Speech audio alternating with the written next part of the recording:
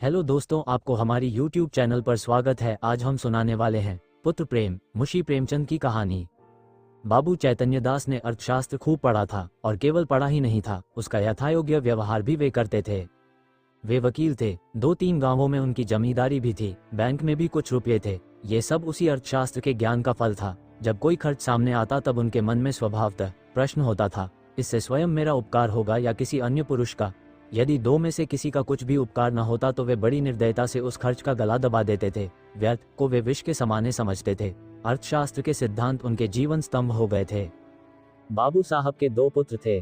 बड़े का नाम प्रभुदास था, छोटे का शिवदास। दोनों कॉलेज में पढ़ते थे। उनमें केवल एक श्रेणी का अंतर था। दोनों ही चतुर होनहार युवक थे, किंतु प्रभुदास पर पिता का स्नेह अधिक था। उसमें सदुत्साह की मात्रा अधिक थी और पिता को उसकी जात से बड़ी बड़ी आशाएं थीं। वे उसे विद्योन्नति के लिए इंग्लैंड भेजना चाहते थे। उसे बैरिस्टर बनाना उनके जीवन की सबसे बड़ी अभिलाषा थी। किंतु कुछ ऐसा संयोग हुआ कि प्रभुदास को बीए की परीक्षा के बाद ज्वर आने लगा। डॉक्टरों की दवा होने लगी।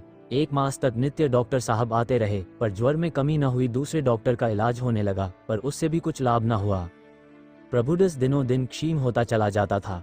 उठने बैठने की शक्ति न थी, यहाँ तक कि परीक्षा में प्रथम श्रेणी में उत्तीर्ण होने का शुभ संवाद सुनकर भी उसके चेहरे पर हर्ष का कोई चिन्ह न दिखाई दिया। वह सदैव गहरी चिंता में डूबा रहता था। उसे अपना जीवन बोझ सा जान पड़ने लगा था।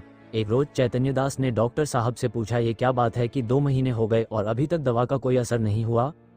डॉक्टर साहब ने संदेहजनक उत्तर दिया, मैं आपको संशय में नहीं डालना चाहता, मेरा अनुमान है कि यह ट्यूबरक्युलोसिस है। चैतन्य दास ने व्यग्र होकर कहा, तपेदिक? डॉक्टर जी, हाँ, उसके सभी लक्षण दिखाई देते हैं। चैतन्य दास ने अविश्वास के भाव से कहा, मानो उन्हें विस्मयकारी बात सुन पड़ी हो, तपेदिक हो गया। डॉक्टर ने खेद प्रकट करते हुए कहा, यह रोग बहुत ही गुप्त रीति से शरीर में प्रवेश करता है। चैतन्य दास, मेरे खानदान में तो ये रोग किसी को ना था। डॉक्टर, संभव है मित्रों से इसके जम कीटाणु मिले हो। चैतन्य दास कई मिनट तक सोचने के बाद बोले, अब क्या करना चाहिए? डॉक्टर, दवा करते रहिए, अभी फेफड़ों तक असर नहीं हुआ है, इनके अच्छे होने की आशा है। चैतन्य दास, आपके विचार में कब तक दवा का असर होगा? डॉक्टर, निश्चय पूर्वक नहीं कह सकता, लेकिन 3-4 महीने में वे स्वस्थ हो जाएंगे। जाड़ों में इस रोग का जोर कम हो जाया करता है। चैतन्य दास, अच्छे हो जाने पर ये पढ़ने में परिश्रम कर सकेंगे? डॉक्टर, मानसिक परिश्रम के योग्य तो ये शायद ही हो सकें। चैतन्य दास, किसी सैनिटोरियम, पहाड़ी स्वास्थ्यालय में भेज दूं तो कैसा हो? डॉक्टर, बहुत ही उत्तम। चैतन्य दास, तब ये पूर्ण रीति से स्वस्थ हो जाएंगे? डॉक्टर, हो सकते हैं, लेकिन इस रोग को दबा रखने के लिए इनका मानसिक परिश्रम से बचना ही अच्छा है। चैतन्य दास नैराश्य भाव से बोले, तब तो इनका जीवन ही नष्ट हो गया। गर्मी बीत गई, बरसात के दिन आए, प्रभुदास की दशा दिनों दिन बिगड़ती गई। वो पड़े पड़े बहुधा इस रोग पर की गई बड़े बड़े डॉक्टरों की व्याख्याएं पढ़ा करता था। उनके अनुभवों से अपनी अवस्था की तुलना किया करता था। पहले कुछ दिनों तक तो वह स्थिर चित्त सा हो गया था। 2-4 दिन भी दशा संभली रहती तो पुस्तकें देखने लगता और विलायत यात्रा की चर्चा करता। 2-4 दिन भी ज्वर का प्रकोप बढ़ जाता तो जीवन से निराश हो जाता। किंतु कई मास के पश्चात जब उसे विश्वास हो गया कि इस रोग से मुक्त होना कठिन है, तब उसने जीवन की भी चिंता छोड़ दी। पथ्यापथ्य का विचार न करता, घर वालों की निगाह बचाकर औषधियां जमीन पर गिरा देता, मित्रों के साथ बैठकर जी बहलाता। यदि कोई उससे स्वास्थ्य के विषय में कुछ पूछता तो चिढ़कर मुंह मोड़ लेता। उसके भावों में एक शांतिमय उदासीनता आ गई थी और बातों में एक दार्शनिक मर्मज्ञता पाई जाती थी। वह लोक रीति और सामाजिक प्रथाओं पर बड़ी निर्भीकता से आलोचनाएं किया करता। यद्यपि बाबू चैतन्य दास के मन में रह रहकर शंका उठा करती थी कि जब परिणाम विदित ही है तब इस प्रकार धन का अपव्यय करने से क्या लाभ, तथापि वे कुछ तो पुत्र प्रेम और कुछ लोकमत के भय से धैर्य के साथ दवा दर्पण करते जाते थे। जाड़े का मौसम था। चैतन्य दास पुत्र के सिरहाने बैठे हुए डॉक्टर साहब की ओर प्रश्नात्मक दृष्टि से देख रहे थे। जब डॉक्टर साहब टेम्परेचर लेकर थर्मामीटर लगाकर कुर्सी पर बैठे तब चैतन्य दास ने पूछा, अब तो जाड़ा आ गया, आपको कुछ अंतर मालूम होता है? डॉक्टर, बिल्कुल नहीं, बल्कि रोग और भी दुस्साध्य होता जाता है। चैतन्य दास ने कठोर स्वर में पूछा, तब आप लोग क्यों मुझे इस भ्रम में डाले हुए थे कि जाड़े में अच्छे हो जाएंगे? इस प्रकार दूसरों की सरलता का उपयोग करना अपना मतलब साधने का साधन हो तो हो, इसे सज्जनता कदापि नहीं कह सकते।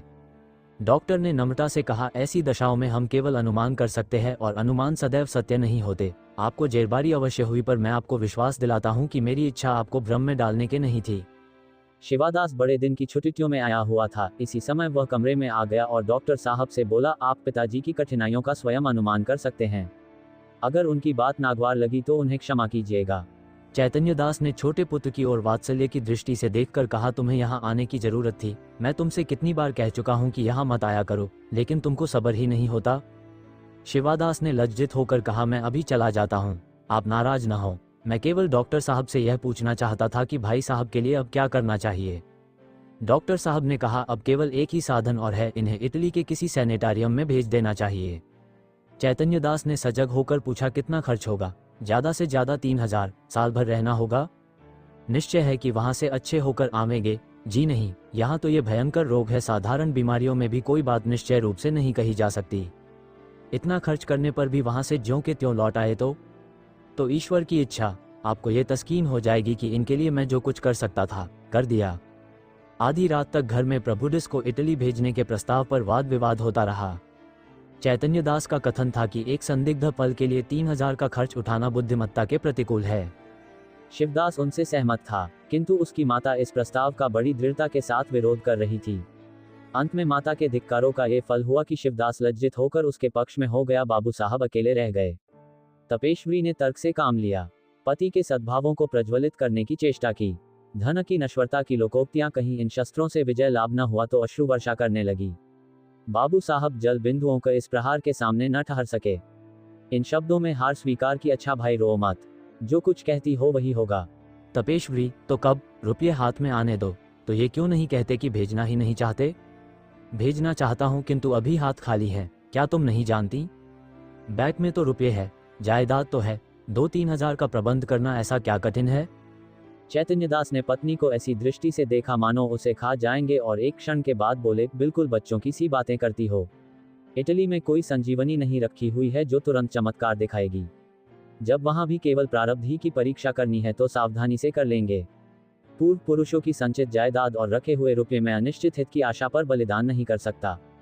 तपेश्वरी ने डरते डरते कहा, आखिर आधा हिस्सा तो प्रभुडिस का भी है।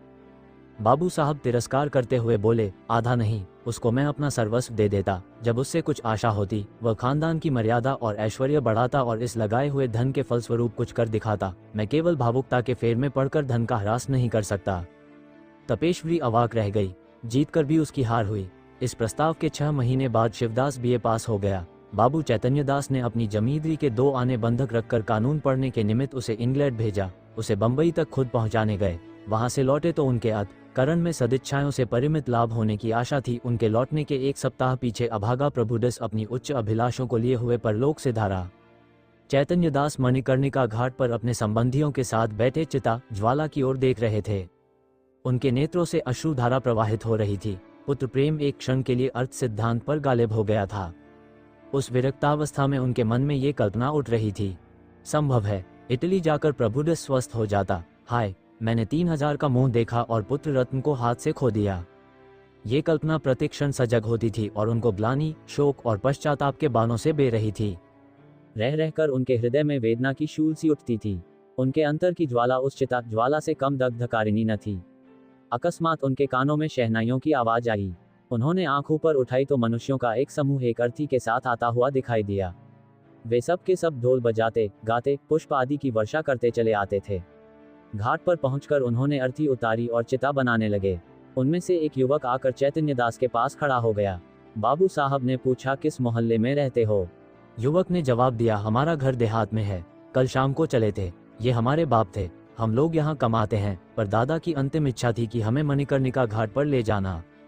चैतन्य दास, ये सब आदमी तुम्हारे साथ है? युवक, हाँ, और लोग पीछे आते हैं। कई 100 आदमी साथ आए हैं। यहाँ तक आने में सैकड़ों उठ गए, पर सोचता हूँ कि बुए पिता की मुक्ति तो बन गई। धन और है किस लिए? चैतन्य दास, उन्हें क्या बीमारी थी? युवक ने बड़ी सरलता से कहा, मानो वो अपने किसी निजी संबंधी से बात कर रहा हो।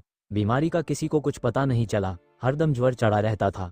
सूख कर कांटा हो गए थे। चित्रकूट, हरिद्वार, प्रयाग सभी स्थानों में ले लेकर घूमे। वैद्यों ने जो कुछ कहा उनसे कोई कसर नहीं की। इतने में युवक का एक और साथी आ गया और बोला, साहब, मुंह देखा बात नहीं, नारायण लड़का दे तो ऐसा दे। इसने रुपयों को ठीकरे समझा। घर की सारी पूंजी पिता की दवा दारू में स्वाहा कर दी। थोड़ी सी जमीन तक बेच दी, पर काल बली के सामने आदमी का क्या बस है।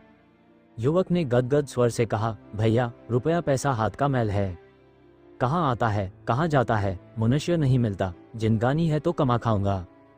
पर मन में ये लालसा तो नहीं रह गई कि हाय, यह नहीं किया, उस वैद्य के पास नहीं गया, नहीं तो शायद बच जाते। हम तो कहते हैं कि कोई हमारा सारा घर द्वार लिखा ले, केवल दादा को एक बोल बुला दे। इसी माया मोह का नाम जिंदगानी है, नहीं तो इसमें क्या रखा है। धन से प्यारी जान, जान से प्यारा ईमान। बाबू साहब, आपसे सच कहता हूँ, अगर दादा के लिए अपने बस की कोई बात उठा रखता तो आज रोते न बनता, अपना ही चित अपने को धिक्कारता। नहीं तो मुझे इस घड़ी ऐसा जान पड़ता है कि मेरा उद्धार एक भारी ऋण से हो गया। उनकी आत्मा सुख और शांति से रहेगी तो मेरा सब तरह कल्याण ही होगा। बाबू चैतन्यदास सिर झुकाए ये बातें सुन रहे थे। एक एक शब्द उनके हृदय में शूल के समान चुभता था। इस उदारता के प्रकाश में उन्हें अपनी हृदयहीनता, अपनी आत्मशून्यता, अपनी भौतिकता अत्यंत भयंकर दिखाई देती थी। उनके चित्त पर इस घटना का कितना प्रभाव पड़ा, यह इसी से अनुमान किया जा सकता है कि प्रभुदास के अंत्येष्टि संस्कार में उन्होंने हजारों रुपए खर्च कर डाले। उनके संतप्त हृदय की शांति के लिए अब एकमात्र यही उपाय रह गया था।